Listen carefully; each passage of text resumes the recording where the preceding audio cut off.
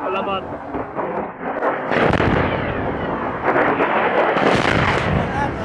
Isina rin ang mga subtitle ni Dima Torsok mula sa ilalim ng kontrol. Winawasak ng Estados Unidos ng Amerika ang Iran at bilang ganti, inaatake ng Iran ang 5 bansa ng sabay-sabay kabilang na ang Oman. At sa gitna nito, muling nagsagawa ng direktang pag-atake ang Saudi Arabia, sa kalapit na Yemen kung saan nakabase ang isa sa mga proxy group ng Iran, ang mga Houthi ng Yemen. Ngayong Hulyo, 13 binomba ng mga eroplano ng Saudi ang Sanaa International Airport. Ang opisyal na dahilan, kailangan nilang pigilan ang paglapag ng isang sibilyang eroplano ng Iran. Nakalanding pa rin ang eroplano pero sa ibang lungsod. Ang opisyal na dahilan, pigilan ang isang sibilyang eroplano ng Iran na makalapag, ngunit nakalapag pa rin ito sa ibang lungsod. Agad nilang sinagot na ayon sa kanila, ang Saudi Arabia ay nagdeklara ng digmaan at may buong responsibilidad dito. Ang mahalagang maintindihan agad ay ito. Hindi ito bagong digmaan. Hindi. Ito ay digmaan na nagsimula pa noong 2014, ngunit pansamantalang itinigil noong 2022. Sa episode na ito, malinaw naming ipapaliwanag kung ano ang nangyari at bakit lumang digmaan ito hindi bago. At ang pinakamahalaga, bakit nagsimulang atakihin ng mga Saudi ang Yemen sa mismong panahong ito? Nasa likod ng pag-atake sa paliparan sa Sana, ang bitag ng langis na kinasadlakan ng Riyadh dahil sa digmaan ng US laban sa Iran. At pag-uusapan din natin kung paano nito tuluyang dinudurog ang tinatawag na akses ng paglaban ng Tehran at na napakahalaga kung bakit tila nagmistulang nakatabi ang Israel habang ang buong rehiyon ay pasensya na naglalabanan. Ako si Alexi Pechi, tara't pag-usapan natin ang lahat ng mga paksang ito. Pero bago tayo magsimula, hinihiling ko na mag-subscribe kayo sa channel, i-like ang episode na ito at mag-iwan ng kahit anong komento. Sige, magsimula tayo sa mga katotohanan. Noong umaga ng Hulyo, 13 ilang airstrike ng Saudi ang tumama sa pandaigdigang paliparan ng Sanaa. Kabisera ito ng Yemen, kontrolado ng mga Houthi mula 2014. Ayon sa bersyon ng kinikilalang pamahalaan ng Yemen ng internasyonal na komunidad, ang layunin ay pigilan ang paglapag ng eroplano ng Iran doon. Sipimula sa kagawaran ng ugnayang panlabas ng opisyal na pamahalaan ng Yemen. Ang mga teroristang milisya ng Houthi na suportado ng rehimeng Iranian ay hindi pinayagan ang mga pambansang eroplano ng Yemen na lumapag sa paliparan ng kabisera at iginiit na labagi ng eroplano ng Iran ang himpapawid ng Yemen. Kaya inatake ang runway. Hindi opisyal na nagkokomento ang Riyadh sa mga ito. Ibig sabihin, kung hindi mo naintindihan, ito ang ideya. Dapat sanang magpalapag ng eroplano ang mga puwersa ng pamahalaan ng Yemen pero pinigilan ito ng Houthi at gusto nilang doon magpalapag ang eroplano ng Iran. Ngayon nagpasya ang mga otoridad ng Yemen na pigilan ito. Ngunit Saudi Arabia ang umatake.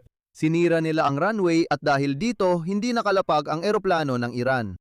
Ipapaliwanag ko kung anong eroplano ang tinutukoy at kailangan natin itong maintindihan. Una sa lahat, ito ay eroplano ng Iranian airline na Mahan Air kung saan pauwi ang delegasyon ng mga Houthi. Pauwi sila mula sa libing ng pinaslang nakataas-taasang leader ng Iran na si Ali Khamenei. Sa video ng Houthi media, si Nasser ad-Din al-Amer, Deputy Chief ng Media Office ng Ansar al-Allah, Yemeni Houthi, ay hindi nakalapag sa Sanaa. Hindi nasira ang eroplano, inilipat lang ito papuntang Hodeidah, isang daungang lungsod sa Red Sea. Agad idineklara ng Iran at mga kaalyado ang paglapag bilang simbolikong tagumpay kontra sa blokeyo ng Saudi. Kahit anong gawin ng mga Saudi para isara ang himpapawid sa Yemen, nakalusot pa rin ang eroplano at nakalapag sa Hodeidah kahit hindi sa Sanaa. Sobrang matindi ang naging reaksyon ng mga Houthi tungkol dito. Ayon kay Yahya Saria, tagapagsalita ng militar ng kilusan, tapos na ang de-escalation sa agresyon ng Saudi sa paliparan ng Sanaa at dapat nilang harapin ang resulta ng kanilang ginawa. Dagdag pa ni Hazem al-Assad, matutuklasan ng rehimeng Saudi na sila mismo ang naghukay ng sarili nilang libingan. Ngayon, inilahad na ng Ministeryo ng Ugnayang Panlabas ng mga Houthi ang pinakamahalagang bagay. Sinasabi nila na ito ay paglabag sa tigil putukan na itinakda noong 2022 at ayon sa kanilang pahayag, ang pag-atake ng mga Saudi ay simula ng digmaan. Subscribe sa هذه اللحظات مشاهدينا الكرام كما تشاهدون غارات جوية عدوانية على مدار صنعاء الدولي إلى حد الآن بغارتين استهدفت مدرج الهبوط والإقلاع هنا كما تشاهدون.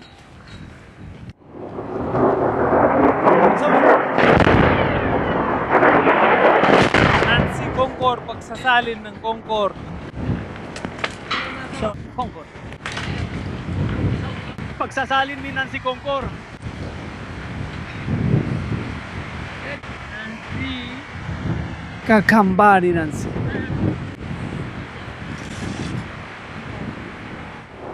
Mga subtitle ni Dima Torzok. Mga subtitle na ginawa ni Dima Torzok.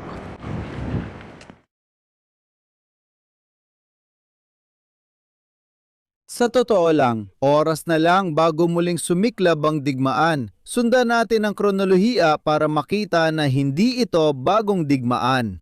Taong 2014, sinakop ng mga Houthi ng Yemen, ibig sabihin ng Shiite na kilusang Ansar al-Allah, ang lungsod ng Sana. Aktibong sinusuportahan sila ng Iran. Tumakas ang Pangulo ng Yemen mula sa Sana papunta sa timog, sa lungsod ng Aden kung saan siya nananatili hanggang ngayon. Nagsimula ang digmaang sibil sa Yemen, taong 2015. Bumuo ang Saudi Arabia ng isang koalisyon na binubuo ng Saudi Arabia, United Arab Emirates na suportado ng Estados Unidos ng Amerika at sinimulan ang pambobomba laban sa mga Houthi. Kasabay nito, nagpatupad sila ng blockade sa Yemen sa lupa, dagat at himpapawid. Ang resulta ng blockade na ito ay tinawag ng United Nations bilang isa sa pinakamalalang makataong sakuna sa mundo dahil milyon-milyong tao ang nasa bingit ng gutom, wasak ang sistema ng kalusugan at supply ng tubig. Malungkot ang resulta ng kampanya dahil mahigit 5 taon ng pambobomba ay nauwi sa kabiguan. Umabot pa sa puntong ang United Arab Emirates at Saudi Arabia na dati namang magkaalyado sa iisang koalisyon ay nag-away at nagsimulang maglaban-laban sa loob ng Yemen kaya tuluyang nabigo ang buong kwento na ito. Hindi kailanman nagawang palisi ng koalisyon ang mga Houthi mula sa Sana. Sa totoo lang, lalo pang lumakas ang mga Houthi dahil sa tulong ng Iran na patuloy na nagbibigay sa kanila ng armas at pera. Noong 2022 sa wakas ay lumagda ng tigil putukan ang magkabilang panig sa ilalim ng UN. Biglang bumaba ang malalaking labanan, nagbukas ang pinto para sa negosasyon. Pero may malagang detalye, hindi talaga tumigil ang mga paunti-unting sagupaan at ang digmaan sa totoo lang ay hindi pa tuluyang natatapos. Mas tama sabihin na hindi nagsimula ang bagong digmaan, kundi ipinagpatuloy lang ang dati ng digmaan. Ipinagpatuloy ito dahil nagbago na ang kalagayan. Ano-ano ang nakikita nating ngayon? Yan ang tatalakayin natin. At dito matatagpuan ang susi sa buong episode. Bakit nga ba naglakas loob ang mga Saudi ngayon mismo? Kung tutuusin, may karanasan na sila sa digmaan sa Yemen na hindi naman naging maganda para sa kanila. At kung iisipin, bakit pa nila kailangang muling makisangkot sa digmaang ito? Balikan natin ang mga sunod-sunod na pangyayari. Simula katapusan ng Pebrero, epektibong sarado na ang kipot ng Armursky dahil sa digmaan ng Estados Unidos at Iran. Para sa Saudi Arabia, ito ay isang sakuna dahil ang kanilang pangunahing export terminal na Ras Tanura na siya ring pinakamalaki sa buong mundo ay naparalisa. At dahil dito, wala silang mapaglagyan ng langis. Dati, dinaan nila lahat ng tanker mula Persian Gulf sa Armursky Strait. Pagkatapos, lumalabas ang mga tanker sa dagat para sa kalakalan. Biglang isinara ang Armursky Strait. Anong ginagawa ng Riyadh sa ganitong sitwasyon? Bahagyang handa ang Riyadh sa ganitong sitwasyon kaya inilipat niya ang daloy ng kanyang langis papuntang kanluran. Ang pipeline na Silangan Kanluran, 1,200 kilometro mula sa silangang mga larangan ng langis papunta sa pantalan ng Yanbu sa pulang dagat ay naibalik sa buong kapasidad na 7 milyong bariles kada araw. Pinapapabilis nila ang operasyon ng pipeline. Ang export sa Yanbu ay lumaki ng 4 na beses, halos sumabot sa record na 4.2 milyong bariles kada araw.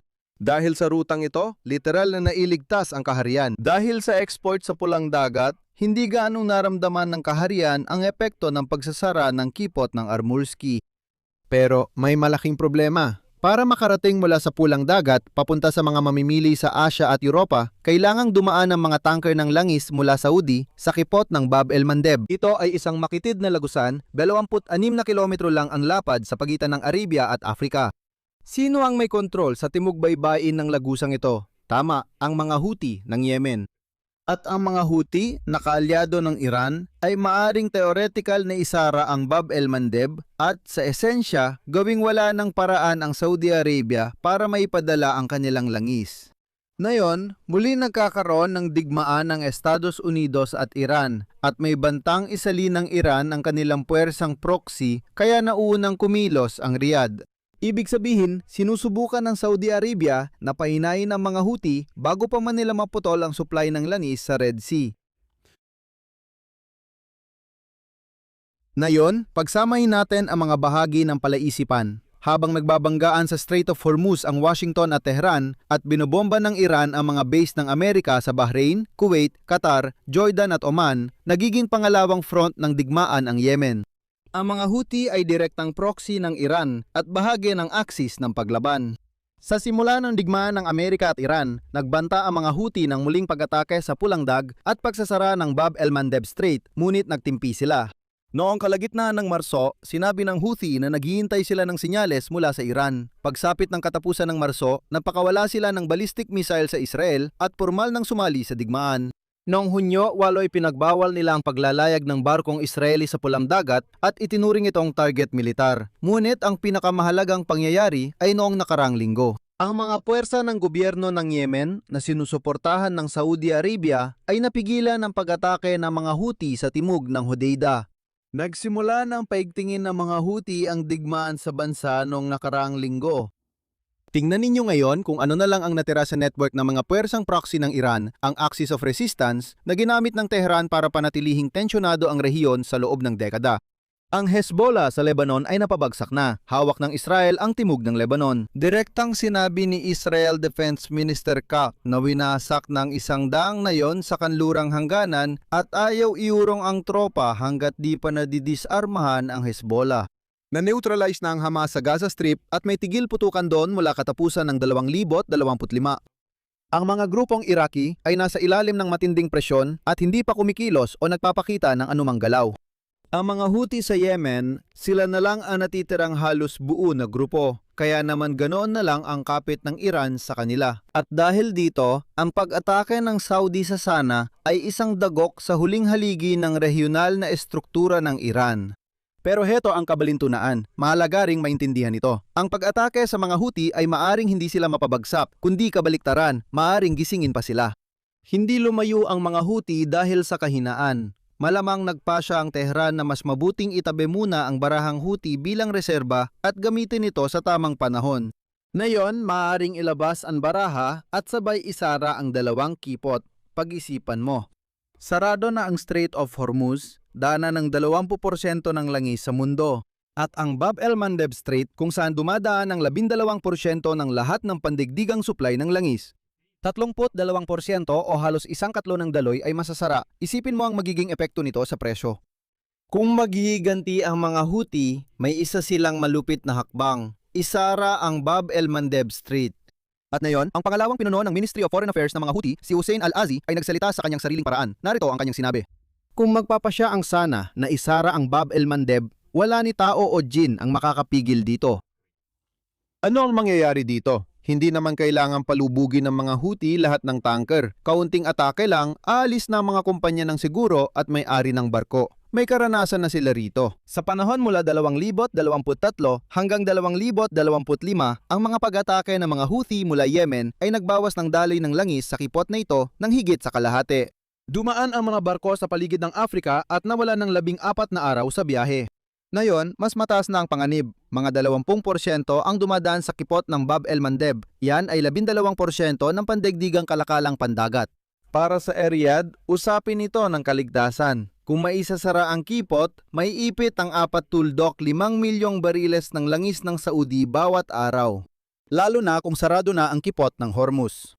Ang Islamic Revolutionary Guard Corps ng Iran ay nagbanta na isara ang Bab el-Mandeb kung di titigil ang Israel sa pag-atake sa Lebanon, pero tuloy pa rin ang Israel. Sa madaling salita, tinamaan ng Saudi Arabia ang mga nakasakal sa sarili nitong leeg. At dito, gusto kong bigyan pansin ninyo ang isang hiwalay pero napakahalagang punto. Pansinin ninyo, nagliliyab ang rehiyon ng gitnang silangan. Binobomba ng Estados Unidos ang Iran. Binobomba ng Iran ang Kuwait, Bahrain, Jordan, Qatar at Oman. Binabanatan ng Saudi Arabia ang mga Houthi ng Yemen. Ang Israel ngayon ay tila nasa gilid lang. Bakit? Maraming dahilan pero iisa ang ibig sabihin, nakuha na ng Israel ang gusto nila sa yugtong ito. Ngayon, nagmamasid ito mula sa paborableng posisyon habang ginagamit ang pagpigil. Natapos na rin nila ang mga layunin nila. Natalo nilang Hezbollah kaya hindi na ito ganong delikado.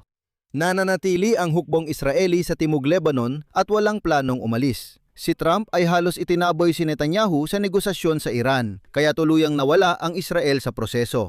Pangatlo, ang panloob na politika. Malapit na ang eleksyon kay Netanyahu at ang kasunduan ni Trump sa Iran ay naging pampulitikang sakuna para sa kanya. Hindi niya kailangan ng giyera ngayon. Pero ang pinakamahalaga ay ang estratehikong lohika.